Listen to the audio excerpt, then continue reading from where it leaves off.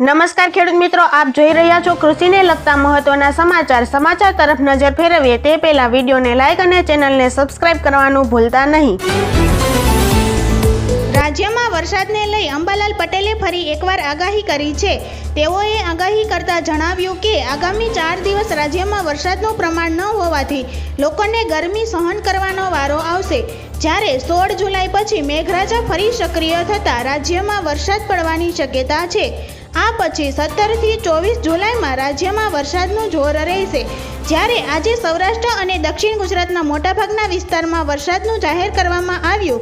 ઉલ્લેખનીય છે કે રાજ્યમાં છેલ્લા 24 કલાકમાં 47 તાલુકામાં ધોધમાર વરસાદ નોંધાયો છે।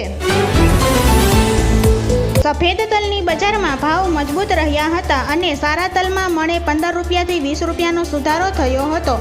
હાલના તબક્કે તલની બજારમાં મોટી મૂવમેન્ટ નથી, પરંતુ આગામી દિવસોમાં બજારમાં વેચવાલી કેવી આવે છે તેના ઉપર આગળનો બજારનો આધાર રહેલો છે।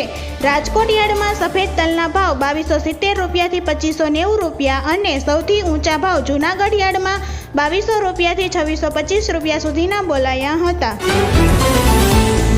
જીરુમાં ચાલુ સિઝનનો 50% માલ બજારમાં આવી ગયો હોવાનો અંદાજ છે અને હજી ખેડૂતો પાસે 50% માલ પડ્યો હોવાથી જેવા ભાવ વધે તેવી ખેડૂતોની વેચવાલી આવે તેવી સંભાવના છે। આવી સ્થિતિમાં જીરુના ભાવ ઊંચી સપાટીથી 50 રૂપિયાથી 70 રૂપિયા ઘટી ગયા હતા।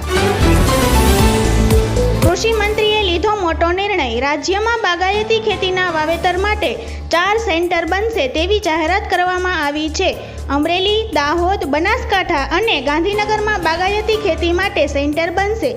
આ સેન્ટરમાં બાગાયતી ખેતી માટેની તાલીમ અને નિદર્શન આપવામાં આવશે।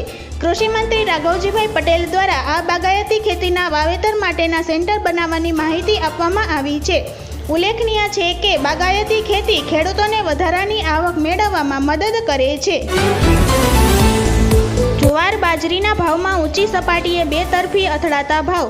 ટૂંકા ગાળા માટે બાજરીની બજારમાં લેવાલી ઓછી રહે તેવી સંભાવના। રાજકોટમાં બાજરીની 200 કટ્ટાની આવક સામે ભાવ 420 રૂપિયાથી 470 રૂપિયા હતા। ડીસામાં 1500 બોરીની આવક હતી અને ભાવ 452 રૂપિયાથી 580 રૂપિયાના હતા। જુવારની રાજકોટમાં 400 કટ્ટાની આવક હતી અને ભાવ 820 રૂપિયાથી 840 રૂપિયા સુધી બોલાયા હતા। આભાર ખેડૂત મિત્રો, જય જવાન જય કિસાન।